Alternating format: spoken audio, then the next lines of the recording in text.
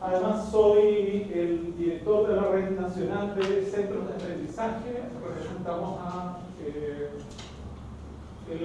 casi el 50% de las universidades en Chile.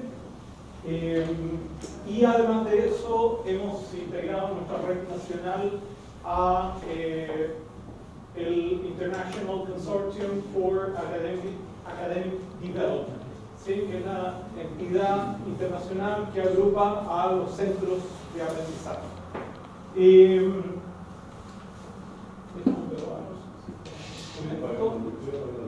Sí, yo creo que mejor.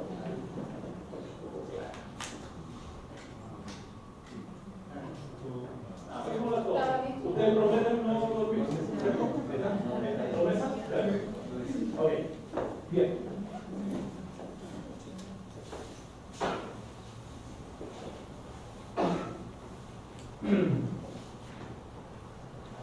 El título, el tema, lo saben, ¿cierto? Visualizar el aprendizaje. Ahora, lo que vamos a intentar hacer, sé que tengo 45 minutos. Sí.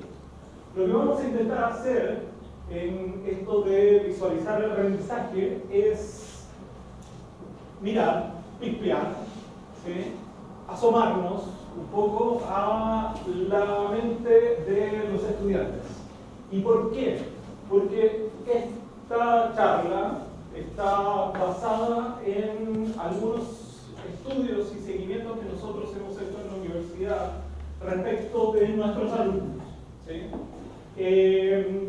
Esencialmente a través del focus group, a través de algunas entrevistas y a través, además, de la lectura muy concienzuda de los comentarios que realizan los estudiantes en las encuestas docentes.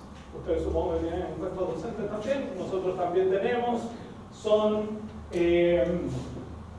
encuestas que nosotros las tomamos la primera en la sexta semana, una encuesta temprana que nos da algunas luces de más o menos cómo va la cosa con la docencia. Y tomamos otra al finalizar el semestre. Entonces, lo que les voy a contar tiene esa base, ¿sí?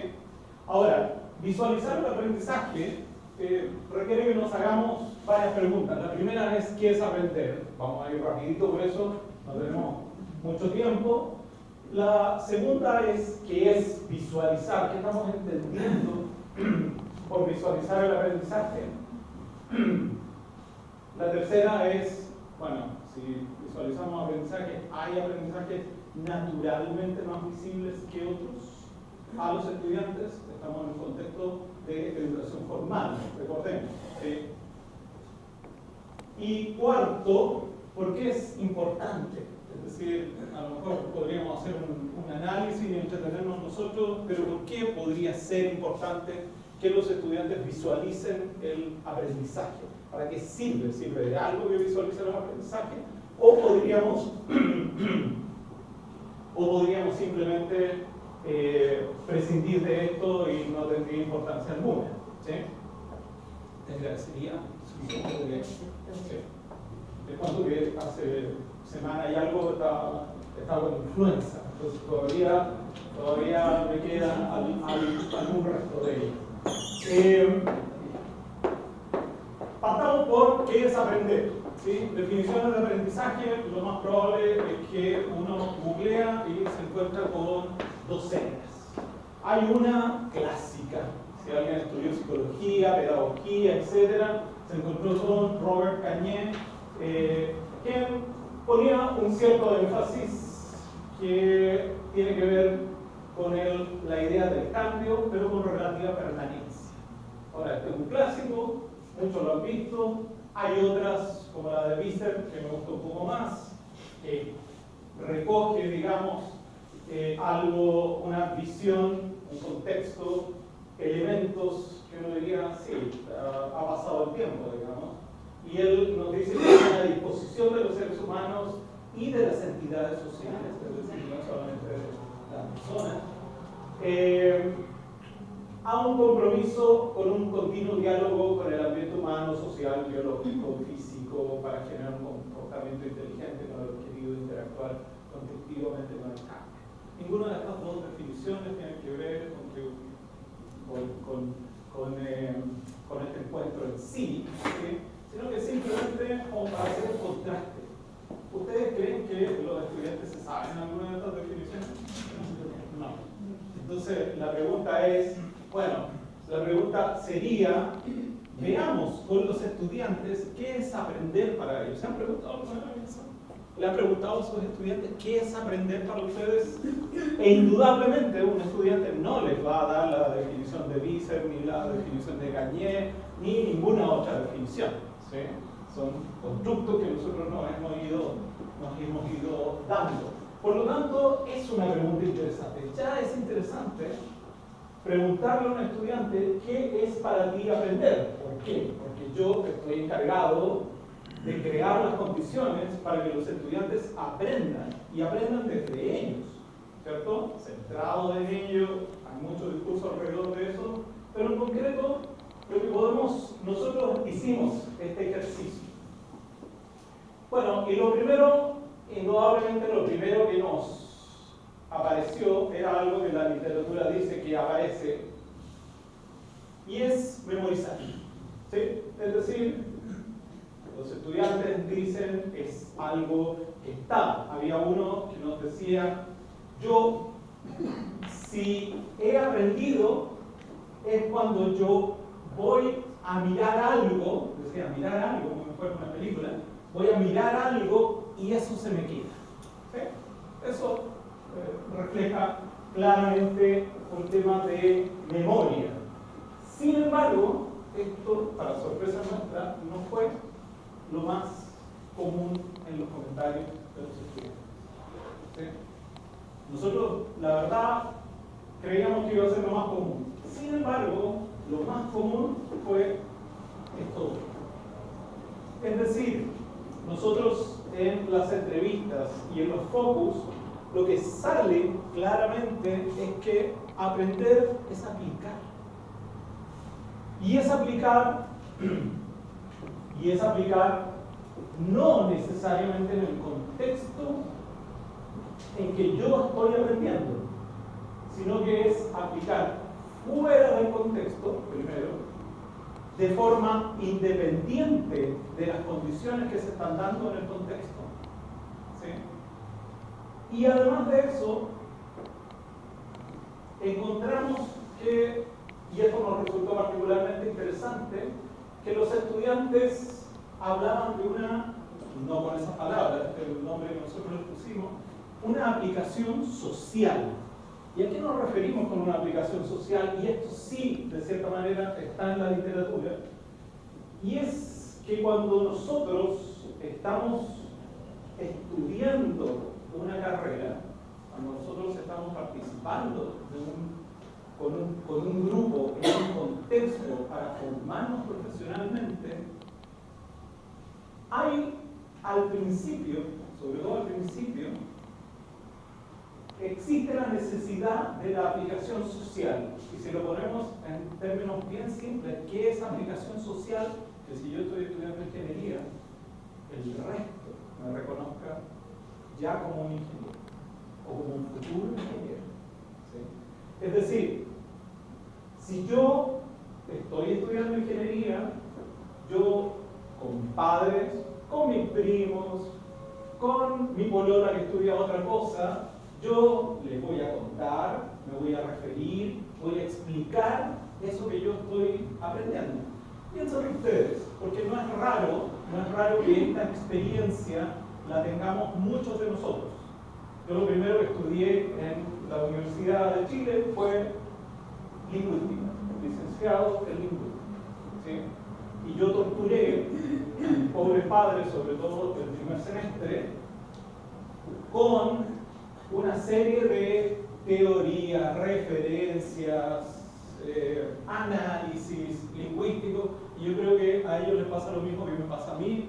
Mi hija tiene en este momento 19 y está estudiando tecnología médica y transmite con biología Y yo la verdad es que le digo, después de como una hora de escucharla, le digo, gorda, es que no cacho nada de lo que me estás diciendo.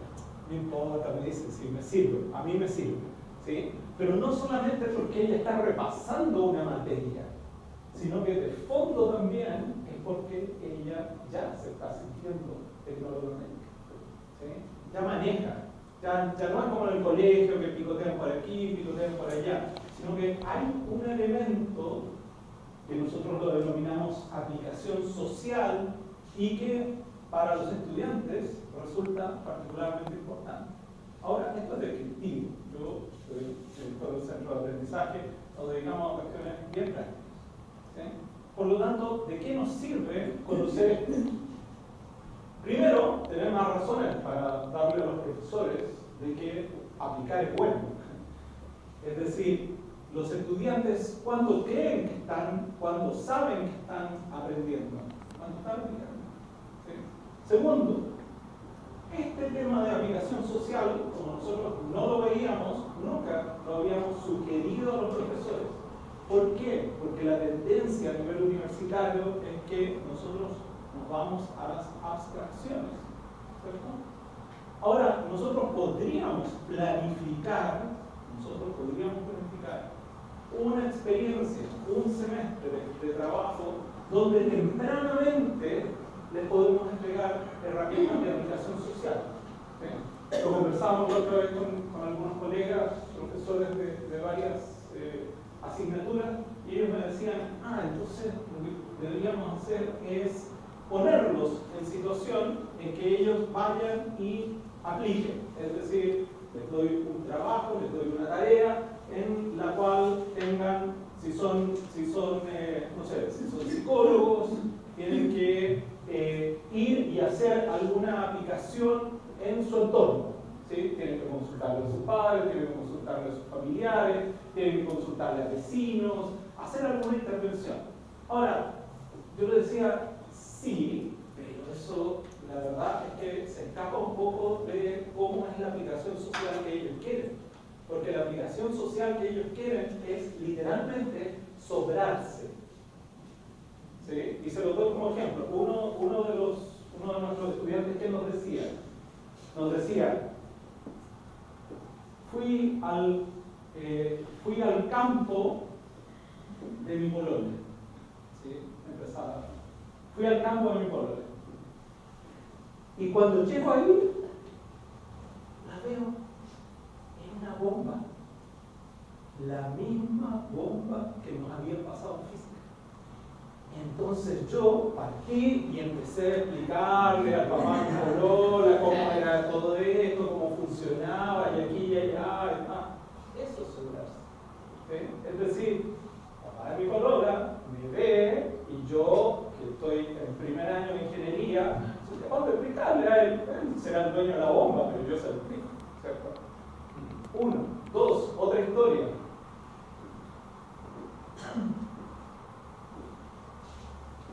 Le explico a una amiga de mi hermana que está estudiando un magíster, ¿sí? Pero que ella de estadística, la verdad es que sabe re poco, ¿sí? Sin embargo, ahí estaba yo explicándole todas las cosas, etcétera, etcétera, etcétera. Eso es el tema de aplicación social. Por lo tanto, si uno puede sacar algo de esto, es pensemos en nuestras asignaturas, pensemos cómo podríamos darle oportunidades de aplicación social a los estudiantes. Ser ingeniero, ser psicólogo, ser lo que sea, es construir identidad, y la construcción de identidad se da respecto de nosotros. Por lo tanto, esta idea de qué es aprendizaje, que primero es aplicar, ¿sí?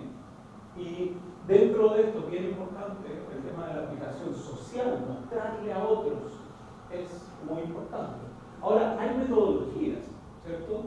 Hay metodologías que por diseño a uno le proporcionan esto. ¿Se le ocurre alguna? Aprendizaje no servicio. Totalmente. Aprendizaje no servicio. Allí, precisamente, por diseño se da esto. Está la aplicación, pero además hay una aplicación social y además una aplicación social respecto de necesidades reales. ¿Sí? No, entre comillas, escolarizadas, como muchas de las necesidades que nosotros nos planteamos igual a nivel universitario.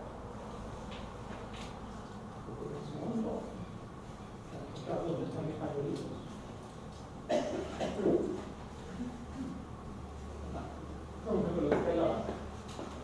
Gracias.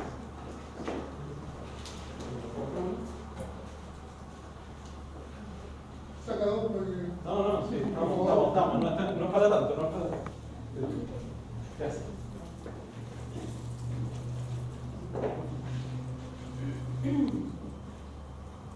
¿Qué es visualizar?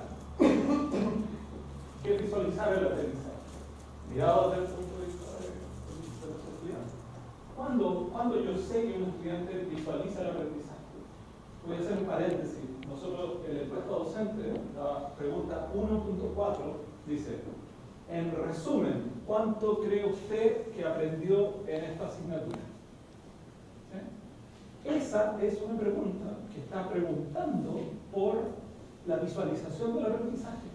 Es decir, primero, los estudiantes pueden aprender mucho en una asignatura. En general van a aprender mucho. A lo mejor no lo que nosotros queremos, eso es otra historia. Pero un estudiante podría aprender mucho en una asignatura y sin embargo creer que no está aprendiendo nada. Eso ocurre. Es decir, ese estudiante, la 1.4 de nuestra encuesta, podría decir nada, poco, ¿cierto? Esas cosas pasan, esas cosas ocurren. Entonces, ¿qué es visualizar el aprendizaje? Nosotros nos dimos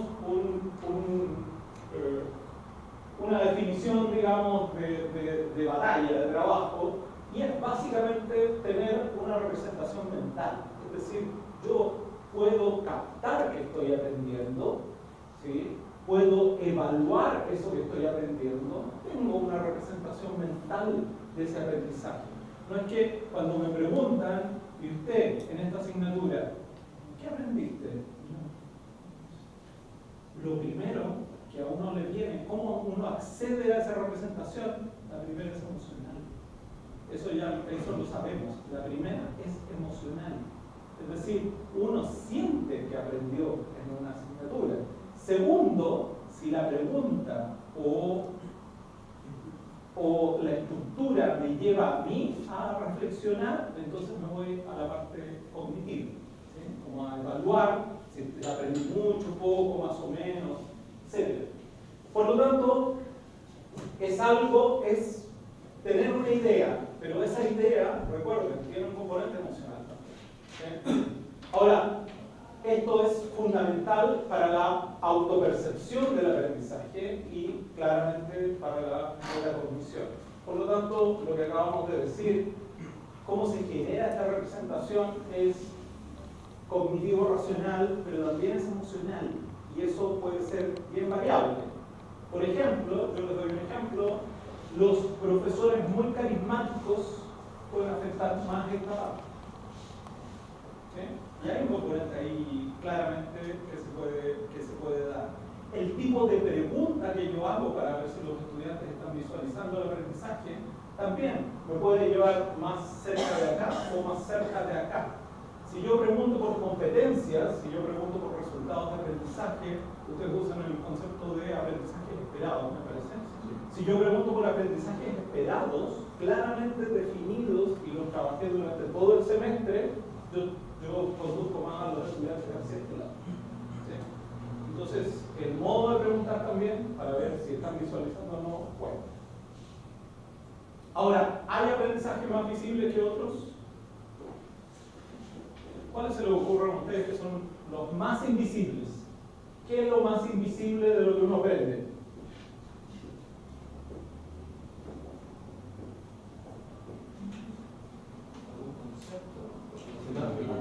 Algún concepto, yo creo que eso depende, pero ese es de los visibles. Eso es de los visibles, un concepto visible. La capacidad de deducir. Capacidad de procesos de pensamiento. Los procesos de pensamiento, el pensamiento con todos sus, digamos, apellidos, ¿sí? Pensamiento crítico, pensamiento analítico, ¿verdad? Esos son los más difíciles de ver por los estudiantes. ¿Por qué? Porque el estudiante lo que ve es el contenedor de esos procesos, no el proceso mismo. Por lo tanto, ¿qué ocurre? Es más fácil que un estudiante no perciba el que está aprendiendo a pensar en una asignatura cuando eso está anclado literalmente en procesos de pensamiento que son más invisibles. Cambios conductuales también, elementos relacionados con lo ético. Ahora, ¿qué es lo más visible? Bueno, si nos vamos a grados de visibilidad, contenidos conceptuales aplicados por los estudiantes. Esos son súper visibles. Es decir, hice un glosario, lo apliqué, lo veo, son 15 conceptos, hice un mapa conceptual con todo ello, lo veo, ¿sí? Lo aplico, eso sí. Contenidos procedimentales en formato de ejercitación. La matemática, me la sepa o no, yo sé que aquí hay algo, hay un peso, hay una estructura, hay manuales, yo lo veo, ¿cierto? Es difícil decir que uno no logra ver un aprendizaje de tipo procedimental, como procedimiento, ejercitación, la matemática, la física, se tiende a ver, ¿sí? Por el otro lado, tenemos lo que acabamos de decir, bueno, los contenidos procedimentales, que son mentales, complejos, genéricos, como el pensamiento, ¿sí? Las competencias genéricas están entre las más difíciles de ver. ¿Por qué? Porque el desarrollo de una competencia genérica no se puede dar en un semestre, ¿sí? Por definición, ¿no? Si se diera en un semestre no sería competencia genérica.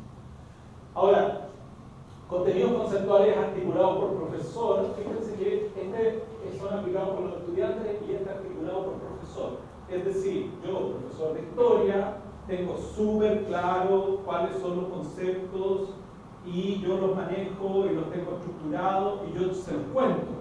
Eso es difícil que la gente lo vea, ¿sí? Es decir, cuando yo soy el que tiene la articulación y yo lo cuento, es difícil, más difícil para los estudiantes. Claro. Y finalmente, bueno, el tema actitudinal, ¿sí? ¿Cierto? Bueno, creo que vamos a la segunda pregunta y nos queda como 15 minutos, entonces nos vamos a ver. Ahora, ¿por qué es importante que los estudiantes visualicen el aprendizaje? ¿Sí? ¿Por qué es importante? Ya dimos alguna idea. Primero, para los estudiantes es importante porque visualizar el aprendizaje es un factor clave en los procesos de aprendizaje formal. En los informales no necesariamente, ¿eh? De hecho, hay una tendencia, hay especialistas, hay un muy lindo libro que se llama algo así como Invisibilizar el aprendizaje, ¿sí? Que no es lo opuesto de esto. Lo que pasa es que en ese libro lo que se está hablando es del aprendizaje informal conectado con el formal, ¿sí? Acá estamos hablando de aprendizaje formal. ¿Por qué es bueno que los estudiantes visibilicen, vean el aprendizaje? Porque me sirve para monitorear mis desempeños. Yo no quiero que siempre yo tenga que decirle al estudiante si está aprendiendo o no, cuán bien, sino que yo quiero que se regule, que es un profesional. Alguien que se autorregule, ¿cierto? Por lo tanto, también me sirve para que los estudiantes desarrollen aprender a aprender. Se mencionó en el plenario, ¿cierto? Es fundamental para aprender a aprender que yo vea lo que visibilice lo que estoy aprendiendo. Para desarrollar autonomía, sin lugar a dudas, y permite aprender a aprender. Ahora, ¿por qué? Bueno, para nosotros, porque es necesario. Uno, porque es necesario para los procesos de aprendizaje de los estudiantes, claramente. Dos, porque nos permite mayor flexibilidad metodológica. ¿Sí? Hay líneas metodológicas en las cuales yo cada vez les voy entregando más responsabilidad a los estudiantes. ¿Sí? Hay un tipo de diseño que se llama aprendizaje dirigido por aprendices, que medio mal en español, pero es learning driven, no recuerdo cómo se llama en inglés, pero es aprendizaje dirigido por los estudiantes o por los aprendices. Hay universidades que están estructurando su propuesta metodológica alrededor de esto, particularmente la Universidad de Twente. En Holanda ellos trabajan con estos elementos. Y además, porque metodológicamente otra tendencia mundial es lo que hago yo, se lo empiezo a pasar a los estudiantes. ¿Sí? Es decir, los estudiantes como colaboradores. Hay universidades en las cuales los estudiantes diseñan las asignaturas con los profesores. No son una universidad perdida, así en unos hippies que están como en medio del desierto. No. Estoy hablando del University College London, por ejemplo, una de las principales universidades de investigación del mundo. Lo que hacen es, les enseñan una metodología a los estudiantes, y en este momento tienen 140 estudiantes de la universidad capacitados en metodologías de diseño para que diseñen sus asignaturas con los profesores. Raro, ¿cierto? Porque no lo hacemos. Pero cuando uno se mete en ese mundo, funciona. ¿Sí? Funciona. Ahora, esa metodología que les acabo de mencionar es la que yo muestro en el taller de la tarde. Y finalmente, también, y esto nosotros lo conversamos con nuestros profes, porque en nuestro caso la visualización del aprendizaje es uno de los ítems en los que se mide la calidad de la docencia de los profesores. Por lo tanto, también es importante para los profesores. O sea, raya la suma, si yo lo viera desde los profes, es importante que los estudiantes visualicen el aprendizaje, porque así pueden contar que están aprendiendo en nuestra asignatura. ¿Sí? Es decir, si el sistema es un sistema de accountability, pregunta a los estudiantes, ¿estás aprendiendo? Yo me preocupé de que no solamente aprendan, sino que vean que están aprendiendo, también es un elemento importante para nosotros. Ahora, nosotros, y esto va a ser medio apretado, Blanca, mira, así como, ¿cuánto tengo? Te quedan unos 7 minutos. 7 minutos, Sí. listo. Sugerencia, estas van a ser así y, bueno, después van a tener la presentación, ¿cierto? ¿Sí? Sí. Sí, ya, perfecto. Entonces, para enseñar pensamiento, ¿sí? Quienes trabajen pensamiento, indudablemente, primero, identificar el pensamiento, darle nombre, ¿cierto? Destinar tiempo. Eso muchas veces yo conozco cursos en los cuales, sí, nosotros estamos enseñando pensamiento crítico, ¿ya? ¿Y en qué momento los estudiantes hacen eso? Muy poquito, por aquí, por allá, no lo tengo muy claro, ¿sí? Entonces hay que dar tiempo al pensamiento. Y esto es una de las principales recomendaciones que nosotros les podríamos dar, yo les podría dar, que es establecer rutinas y estructura. Hay una línea de Harvard que es hacer visible el pensamiento. Hay un libro, de hecho, que se llama Thinking Visible. ¿Sí? Nosotros, de hecho, trajimos a nuestra universidad a uno de los autores de ese libro, y en esencia, ¿qué es?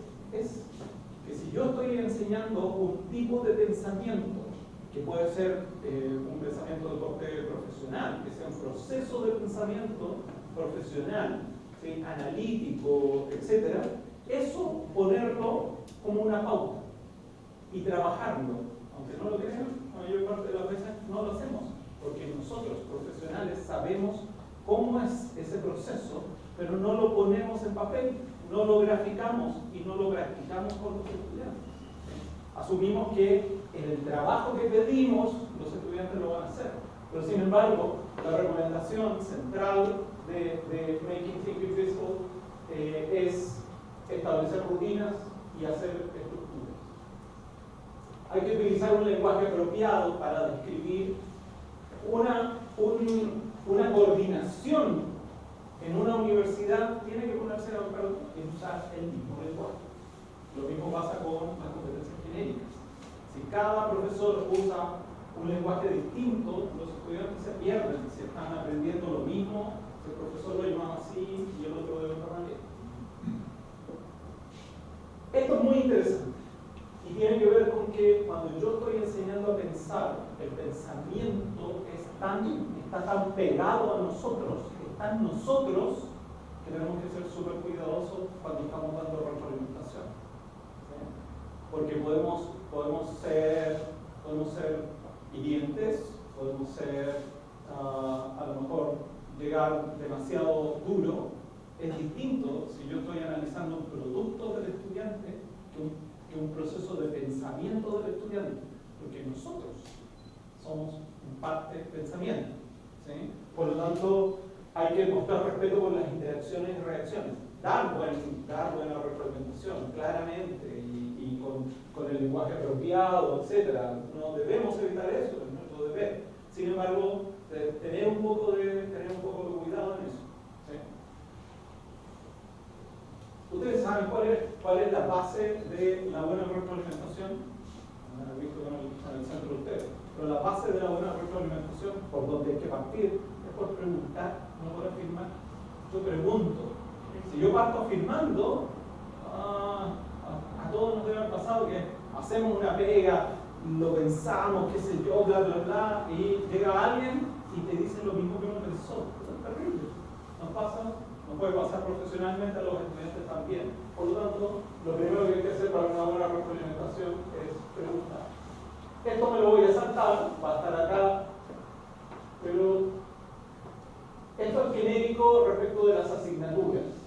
Bueno, ustedes lo trabajan, que es definir los resultados de aprendizaje, evitar la sobrecarga de contenidos. Si hay un problema en este planeta, es la sobrecarga de contenidos. ¿Sí?